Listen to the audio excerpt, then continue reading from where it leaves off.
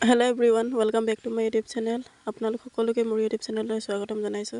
So আজিৰ ভিডিওটো হ'ব এমপ্লয়মেন্ট এক্সচেঞ্জ কেনেকৈ মোবাইল ফোনতে এপ্লাই কৰিব পাৰি।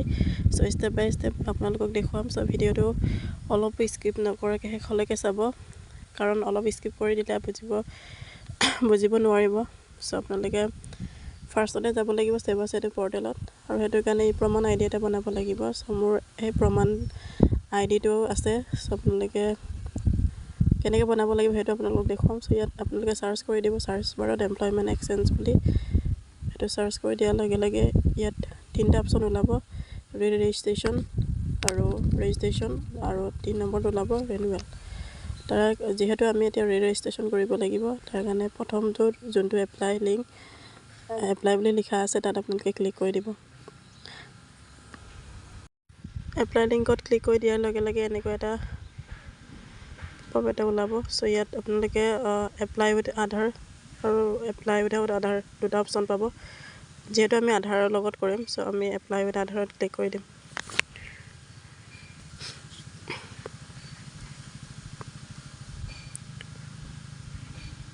গোটেই ইনষ্ট্ৰাকশ্যন কেইটা লিখা আছে। সো আপোনালোকে পঢ়িব বিচাৰিলে পঢ়িব পাৰে। সো যেহেতু মই পঢ়িলোঁ, তেতিয়া আমি ডাইৰেক্ট এপ্লাই উইথ আধাৰত ক্লিক কৰি দিম। সেইটো ক্লিক কৰি দিয়াৰ লগে লগে এনেকুৱা এটা পেজ অপেন হ'ব। অপেন হোৱাৰ লগে লগে ইয়াত গোটেই কেনেকৈ এপ্লিকেশ্যন ফিজ কিমান দিনত এপ্ৰুভ হ'ব গোটেইকেইটা লিখি দিয়া আছে। সো গোটেইকেইটা আপোনালোকে ভালদৰে পঢ়ি মেলি তলত যোনটো ডিক্লাৰেশ্যন টিকমাৰ্ক সেইটো টিকমাৰ্কত ক্লিক কৰি দিব। টিকমাৰ্কটো দিয়াৰ লগে লগে আধাৰ কাৰ্ড নাম্বাৰটো আৰু আধাৰ কাৰ্ডত যেনেদৰে আপোনাৰ নামটো আছে তেনেদৰে আপোনালোকে তাত লিখি দিব। সেইটো লিখি দিয়াৰ পাছত ভেৰিফাই আধাৰত ক্লিক কৰি দিব। ভেৰিফাই আধাৰ বুলি লিখা আছে য'ত, তাত আপোনালোকে ক্লিক কৰি দিব। সেইটো ক্লিক কৰি দিয়াৰ লগে লগে আপোনাৰ যোনটো আধাৰ কাৰ্ডৰ নাম্বাৰ, ফোন নাম্বাৰ, তাত OTP এটা যাব। সেই OTPটো ইয়াত ফিল আপ কৰি ভেৰিফাই অপশ্যনটোত ক্লিক কৰি দিব। সো মোৰ যিহেতু আহিলে, সো এতিয়া মই মোৰটো টাইপ কৰি লওঁ। তো আপোনাৰ যেনেকুৱা OTP যায় আপোনালোকে সেইটো ফিল আপ কৰি দিব। সেইটো ফিল আপ কৰি আপোনালোকে ভেৰিফাই অপশ্যনটোত ক্লিক কৰি দিব। সেইটো ক্লিক কৰি দিয়াৰ লগে লগে আপোনাৰ আধাৰ কাৰ্ডটো ভেৰিফাই হৈ যাব। আৰু এতিয়া আপোনালোকে ৰেজিষ্ট্ৰেশ্যন নং, যোনটো আগতে আপোনাৰ ৰেজিষ্ট্ৰেশ্যন নং আছিলে, সেইটো আপুনি ইয়াত টাইপ কৰি দিব। ইয়াত ৰেজিষ্ট্ৰেশ্যন নংটো টাইপ কৰি দিয়াৰ লগে লগে আপোনালোকে গেট ডাটা যোনটো চাৰ্চ বাৰ তাত ক্লিক কৰিয়ে থাকিব যেতিয়ালৈকে আপোনাৰ সঠিক ডাটাটো নোলায়। সো আপোনাৰ নামটো, gender, mobile number, email, employment office সেইকেইটা যদি অহা নাই তেতিয়ালৈ ক্লিক কৰিয়ে থাকিব। ক্লিক কৰি যিহেতু মোৰ এতিয়া আহিলে, সো মই এতিয়া গোটেই প্ৰচেছটো চাই লওঁ মোৰ ভালকৈ আছে নাই। যদি নাই মই কাৰেকশ্যন কৰিবতো লাগিবই।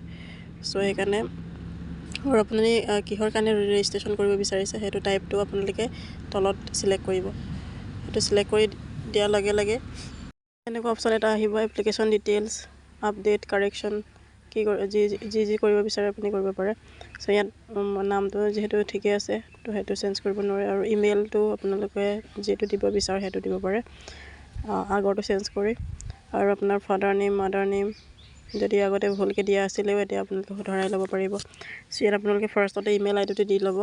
ইমেইল আইডিটো দি লৈ গোটেইকেইটা আপোনালোকে ভালকৈ চাই ল'ব। চাই লৈ যদি শুদ্ধ হৈছে তেতিয়াহ'লে আপোনালোকে 7 নেক্সটত ক্লিক কৰি দিব। এতিয়া মোৰটো ফিল আপ কৰি লওঁ, তাৰপিছত 7 নেক্সটত আপোনালোকে ক্লিক কৰি দিব। আপোনাৰ গোটেই ডিটেইলছটো চাই ল'ব, যি লিখা আছে, ডেট অফ বাৰ্থ, কাষ্টটো দিব। আৰু আপুনি যদি এক্স চাৰ্ভিচমেন হয় ইয়েছ দিব, অন্যথা আপোনাৰ ন দিব। আৰু আপোনাৰ ৰিলিজিয়ন দিব, মেৰিট ষ্টেটাছটো দিব। আৰু আপোনাৰ কিবা মাৰ্ক আছে নেকি মুখত সেইটো দিব। আৰু এতিয়া আগতে যদি আনএমপ্লয়ড আছিলে, এতিয়া যদি এমপ্লয়ড হয় সেইটো এমপ্লয়ড অপশ্যনটোত ক্লিক কৰি দিব, অন্যথা আপুনি আনএমপ্লয়ডত দিব। হাইট দিব লাগিব, ৱেইট দিব লাগিব। সেই গোটেইকেইটা ফিল আপ কৰি আপোনালোকে ছেভ এণ্ড নেক্সটত ক্লিক কৰি দিব। সেইটোত ক্লিক কৰি দিয়াৰ লগে লগে নেক্সট অপশ্যনটো ওলাই আহিব। তাত আপোনালোকে এড্ৰেছটো দিব লাগিব, address, village, post office, police station, pincode, district, sub division আৰু ৰেভিনিউ চাৰ্কল, ৰেচিডেঞ্চ। সেইটো যদি আপোনালোকৰ পাৰ্মানেণ্ট এড্ৰেছ আৰু কমিউনিকেশ্যন এড্ৰেছ ছেম হয় তো আপোনালোকে ইয়েছ দিব। অন্যথা আপোনাৰ যদি কমিউনিকেশ্যন এড্ৰেছ বেলেগ, পাৰ্মানেণ্ট এড্ৰেছ বেলেগ, আপোনালোকে নগদি তলত আপোনালোকে ফিল আপ কৰি দিব। চ' মোৰ যিহেতু ছেম হয় তো মই য়েছত ক্লিক কৰি দিম। আপোনাৰ যদি বেলেগ বেলেগ হয় আপোনালোকে নোট ক্লিক কৰি তলত আকৌ টাইপ কৰি দিব। গোটেইকেইটা ফিল আপ কৰি লওঁ। চ' আপোনালোকে ফিল আপ কৰি লওঁ। নেক্সট তাৰপাছত আপোনালোকে ছেভ এণ্ড নেক্সটত ক্লিক কৰি দিব। চ' এতিয়া নেক্সট পেজটো অ'পেন হ'ব। সেইটো অ'পেন হোৱাত হাইয়েষ্ট এডুকেশ্যন লেভেলটো দিব। আপুনি কিমানলৈ পঢ়া সেইটো আপোনালোকে দিব লাগিব। ইয়াত অপশ্যনত ক্লিক কৰিব লাগিব। আপুনি যদি গ্ৰেজুৱেট হয় গ্ৰেজুৱেশ্যন দিব লাগিব। 12 পাছ 9 পাছ 10 পাছ ITI যি আছে আপোনাৰ সেইটো আপোনালোকে দি দিব হাইয়েষ্ট কোৱালিফিকেশ্যন। তাৰপিছত 10 পাছৰ যোনটো ডিটেইলছ সেইটো আপোনালোকে ভৰাই ল'ব। আপুনি কোনটো চেবাৰ হওক বা CBSE হওক আপোনালোকে যি পৰা পাছ কৰিছে সেইটো দিব। তাৰপিছত কেতিয়া এডমিশ্যন কৰিছিলে আৰু লগতে আপোনালোকৰ পাছ চাৰ্টিফিকেট লাগিব। পাছ আৰু মাৰ্কশ্বিটখন সেইখন আপোনালোকৰ 1 MB ভিতৰত হ'ব লাগিব। সেইটো আপোনালোকে কৰাৰ পাছত আপোনালোকৰ যোনটো ডিটেইলছ সেইটো আপোনালোকে ফিল আপ কৰি ল'ব ভালকৈ। 1 MB ভিতৰত হ'ব লাগিব। চ' সেইকেইটা নকৰাৰ আগতে আপোনালোকে ইমেইলটো ভেৰিফাই কৰি ল'ব। ওপৰত দিয়া আছে ক্লিকিং হিয়াৰত ক্লিক কৰি আপোনালোকে ইমেইলটো ভেৰিফাই কৰি ল'ব। যিহেতু ইমেইলটো দি দিলোঁ সেইটো OTP যাব ইমেইলত জিমেইলত। আপোনালোকে সেই OTPটো ইয়াত ফিল আপ কৰি দিব। মোৰ যিহেতু OTP আহিলে চ' মই এতিয়া OTPটো ফিল আপ কৰি লওঁ। OTPটো ফিল আপ কৰি আপোনালোকে যোনটো ভেৰিফাই OTP তাত ক্লিক কৰি দিব। চ' এতিয়া OTP ভেৰিফাইড হৈ গ'ল। সেইটো কৰাৰ পাছত আপোনালোকে আপোনাৰ 10 পাছৰ যোনটো ডিটেইলছ সেইটো ভালকৈ ভৰাব। আপোনাৰ মিডিয়াম কি হয় ছাবজেক্ট কি আছিলে গোটেইকেইটা আপোনালোকে ভৰাই ল'ব। মই মোৰটো ভৰাই লওঁ। 10 পাছ 12 পাছ আপোনাৰ যি কোৱালিফিকেশ্যন আছে গোটেইকেইটা ডিটেইলছ আপোনালোকৰ শ্ব' হৈ যাব। চ' সেইটো আপোনালোকে ফিল আপ কৰিব। ফিল আপ কৰি আপোনালোকৰ যোনটো পাছ আৰু পাছ চাৰ্টিফিকেট আৰু মাৰ্কশ্বিটখন আপলোড কৰিব লাগিব। সেইটো 1 MB ভিতৰত হ'ব লাগিব। চ' সেইটো মোৰটো ফিল আপ কৰি লওঁ। গোটেইকেইটা ফিল আপ কৰি হোৱাৰ পিছত আপোনালোকে যোনটো ছেভ এণ্ড নেক্সট গোটেইকেইটা ভালকৈ চাই ল'ব।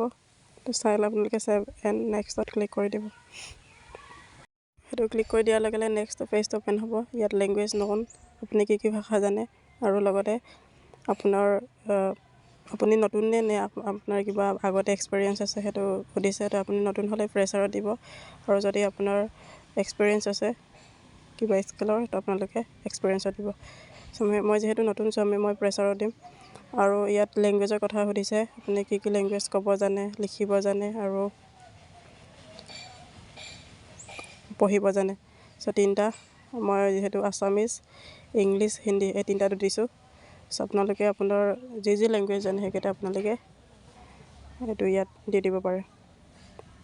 আৰু আপোনাৰ যদি ইংলিছটো যদি আপোনাৰ আছামিজটো আমি ভালকৈ ক'ব জানো চ' আমি এক্সপাৰ্টত দিছোঁ। আৰু ইংলিছটো অলপ আমি যদি ইমান ক'ব নাজানো চ' আমি বিগিনাৰত দিম। নতুনকৈ যিহেতু ক'বলৈ শিকিছোঁ আৰু হিন্দীটো আমি এক্সপাৰ্টতে দিওঁ কাৰণ হিন্দীটো আমি ক'ব জানো। চ' ইয়াত আপোনাৰ যদি কিবা আৰু এড কৰিবলগীয়া ভাষা আছে দেন আপোনালোকে ওপৰত যোনটো প্লাছ অপশ্যনত ক্লিক কৰি গৈ থাকিব। সেইটো কৰাৰ পাছত আপোনালোকৰ কিবা এক্সট্ৰা স্কিল আছে নেকি যদি আছে আপোনালোকে স্কিলত ক্লিক কৰিব। যদি নাই আনস্কিলত ক্লিক কৰিব। আৰু স্কিলত ক্লিক কৰিলে আপোনাৰ যোনটো প্ৰচেছ সেইটো কিহত স্কিল আছে সেইটো আপুনি লিখি দিব লাগিব। আৰু সেইটো কৰাৰ পাছত ছেভ এণ্ড নেক্সটত ক্লিক কৰিব। সেইটো ক্লিক কৰাৰ লগে লগে আপোনালোকৰ এনেকুৱা এটা পেজ অ'পেন হ'ব। তাত আপোনালোকৰ যোনটো এমপ্লয়মেণ্ট এক্সচেঞ্জৰ কোনটো ডিষ্ট্ৰিক্টত পৰে বা কোনটো জেগাত পৰে অফিচৰ নামটো দিব লাগিব। চ' আমাৰ যিহেতু ধেমাজি হয় চ' মই ধেমাজিটো ক্লিক কৰিছোঁ। জোনাই হ'লে জোনাই আপোনাৰ যোনটো ডিষ্ট্ৰিক্টৰ আপোনাৰ কেইবাটাও অফিচ থাকে চ' সেইটো আপোনালোকে চিলেক্ট কৰিব। চ' সেইটো কৰাৰ পাছত ছেভ এণ্ড নেক্সটত ক্লিক কৰিলোঁ। সেইটো ক্লিক কৰাৰ পাছত আপোনালোকৰ ডকুমেণ্টছ দিব লাগিব। ডকুমেণ্টছত আপোনালোকে প্ৰুফ অফ ৰেচিডেঞ্চ আপোনাৰ স্থায়ী বাসিন্দাৰ প্ৰমাণপত্ৰ দিব লাগিব। আপোনাৰ ভোটাৰ কাৰ্ড ড্ৰাইভিং লাইচেঞ্চ থাকিলে আৰু আপোনাৰ যদি একেটাৰ ভিতৰত এটাও নাই দেন আপোনালোকে আপোনাৰ পেৰেণ্টছৰ ভোটাৰ কাৰ্ডটো দিব পাৰিব। সেইটো দিয়াৰ পাছত আপুনি যোনটো দিয়ে সেইটো আপোনালোকে টিক মাৰ্ক দি আপলোড কৰিব লাগিব। নেক্সট আহিলে SSLC এডমিট কাৰ্ড আপোনাৰ এইজ প্ৰুফৰ কাৰণে সেইখন দিব লাগিব আৰু আপুনি দিব লাগিব কপি অফ কাষ্ট আপোনাৰ কাষ্টখন দিব লাগিব আৰু যদি আপুনি EWS হয় আপুনি সেইখন দিব লাগিব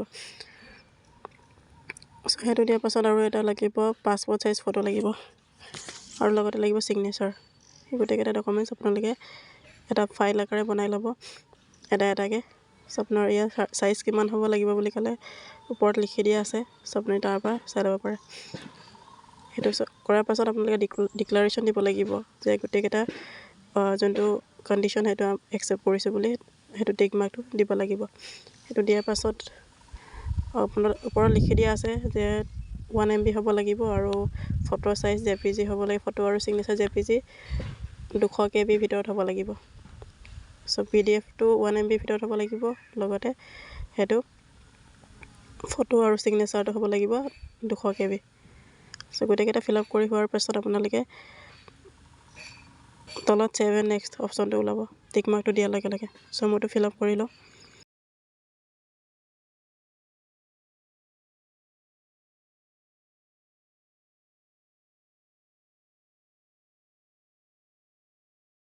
ইয়াত টিক মাৰ্কত ক্লিক কৰি আপুনি 7 নেক্সটত ক্লিক কৰি দিব 7 নেক্সট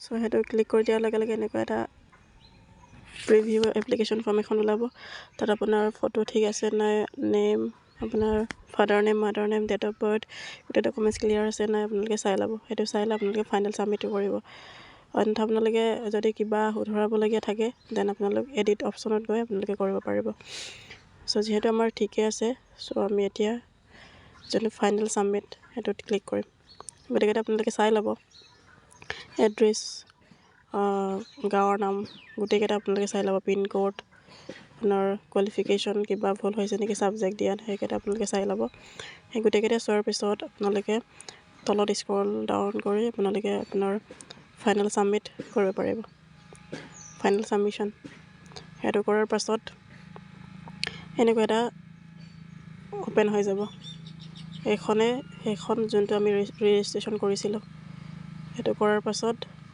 আপোনাৰ তলত এটা অপশ্যন থাকিব ডাউনলোড চাৰ্টিফিকেট বুলি ওলাব সেইখন ডাউনলোড কৰি আপুনি আপোনাৰ যোনখন ৰেজিষ্ট্ৰেশ্যন কাৰ্ডখন সেইখন আপোনালোকে প্ৰিণ্ট আউট কৰি ভালকৈ থৈ দিব কাৰণ পিছলৈ প্ৰয়োজন হ'ব এতিয়া বহুতেই চেঞ্জ কৰি দিছে আগৰখন এনেকুৱা নাছিলে আগৰখন বহুত সৰু আছিলে আৰু এতিয়া বহুত চিষ্টেমেটিক কৰি দিছে এড্ৰেছৰ পৰা ধৰি মেলি যোনটো হাইডৰ ডকুমেণ্টছ কোৱালিফিকেশ্যনৰ পৰা ধৰি মেলি গোটেইকেইটা চেঞ্জ কৰি দিয়া হৈছে ইয়াত আৰু লিখা আছে ৰেজিষ্ট্ৰেশ্যন কাৰ্ড বুলি গোটেইকেইটা আপোনালোকে ভালকৈ প্ৰিণ্ট আউট কৰি মেলি থৈ দিব আজিৰ ভিডিঅ'টো ইমানেই আছিলে আৰু যদি আপুনি প্ৰথমবাৰ মোৰ ইউটিউব চেনেলত ভিজিট কৰিছে দেন আপোনালোকে মোৰ চেনেলটো ছাবস্ক্ৰাইব কৰি লগতে থকা বেল আইকনটো প্ৰেছ কৰি থৈ দিব যাতে এনেধৰণৰ নতুন ইনফৰ্মেটিভ ভিডিঅ' আপোনালোকে সোনকালে পাই থাকে আজিৰ ভিডিঅ'টো ইমানেই আছিলে ধন্যবাদ